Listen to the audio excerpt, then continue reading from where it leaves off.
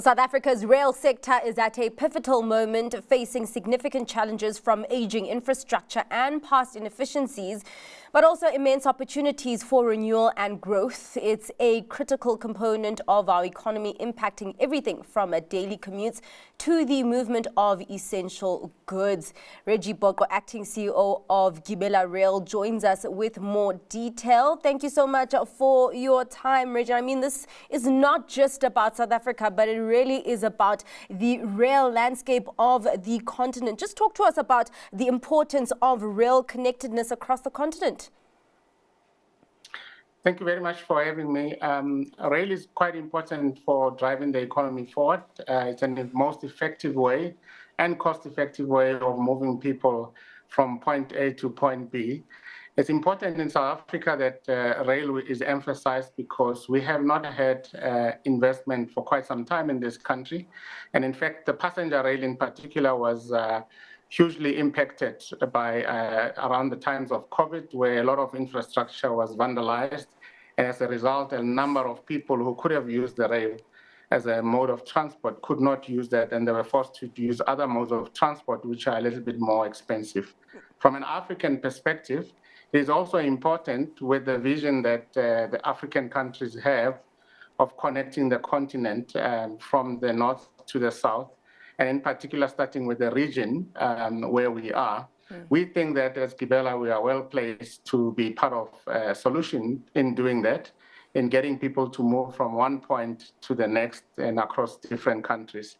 So it's very much important from a connectivity point of view, but also driving economy. And the economy these days is so integrated that you need people to effectively be able to move from one point to the next in a most cost-effective, but also in voluminous ways. So for instance, with our train, we can move 1,200 people at a go. That would require plus or minus 20 buses to do the same thing. And that's where you see the benefits of rail as opposed to other modes of transport. And let's zoom on that, the opportunities that are offered on a continental space. Talk to me about the kind of opportunity, the African Continental Free Trade Agreement presents for Gibela as a local train manufacturer. So looking across the continent, what we have here in Gibela as the state-of-the-art facility that we have, but also the capability that we've built in the last 10 years, there is nothing to compare to that, particularly focusing on passenger rail. And the possibilities and opportunities that we see being presented by the African Continental Free Trade Agreement are that we would be able then to provide a similar solution or a tweaked solution depending on the needs of our neighboring countries, but also those further up north, to move people within those countries, but also to connect between the different countries. And we think we are well poised to do that. Our current production rate is one of the highest in the world, where we're producing between 6 and 7 trains a month. And that spells out our capability and what we can do to address the rest of the continent's challenges. We obviously, from a technical point of view, would have to look at things like what is the appropriate gauge in each country. We know here in South Africa we use the Cape gauge, but the standard gauge is quite common in other countries. One of the other considerations would then be from a design perspective, what kind of solution is appropriate for some countries that may not have readily available electrified lines. And therefore, that speaks to the variants that we can offer. And from our perspective, we think potentially a hybrid variant that includes diesel could be a possible answer to respond to that market.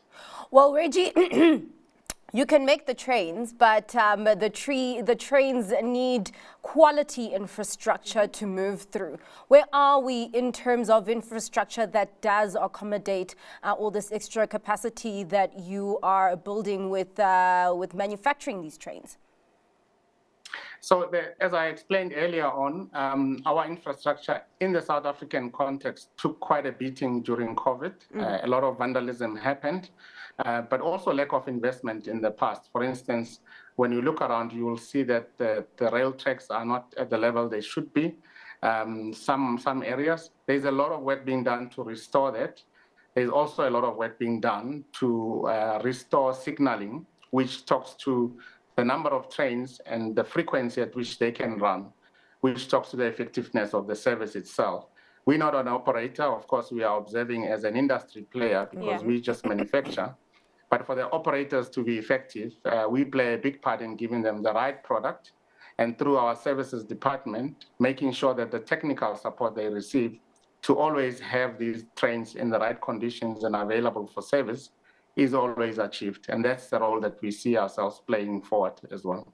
Now, Reggie, as a company that participates in the rail value chain, I can imagine that there's been conversations around, operating in different territories and just navigating regulation.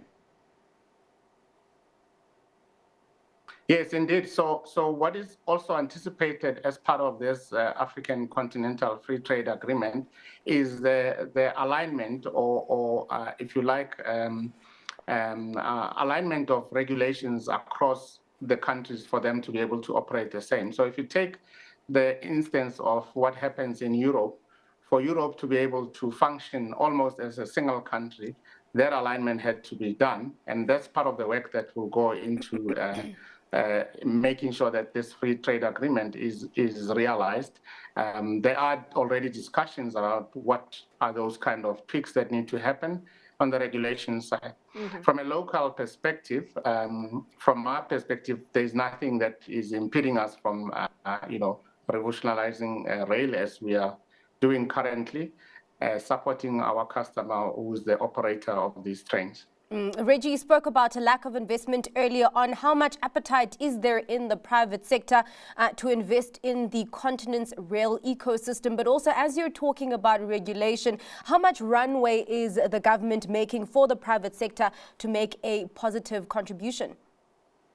So from an investment perspective, we just came from the Africa Rail Conference where a number of countries in the continent attend and they share ideas and also talk about the opportunities that are out there.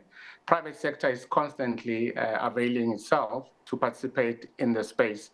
I think one of the issues that needs to be resolved is around funding. We find that there is a need for rail on the ground. There is also availability of technical partners that can deliver the product, but the partnership is required with the funding institutions to make sure that countries that are not able to fund huge, because rail is a big investment type of game, that they are able to be provided not with the products, but with a solution that includes funding as well. I think from a regulation perspective, a lot of ground has been covered locally with the white paper on rail. And from a freight perspective, I think the immediate thing that you see is the invitation of private sector to play a role there, but also for government entities to structure themselves in a way that they are able to respond separately for infrastructure as opposed to operations. And I think those are the developments we will continue to see going forward. And as we proceed, South Africa being the country that's a bit ahead of the others in terms of where we are with rail, we'll probably be designing a template that others will benefit from going forward. Well, we do have to wrap up the conversation there, but thank you so much for that very insightful conversation, Reggie. That was Reggie Boqo, Acting CEO of Gibela Rail.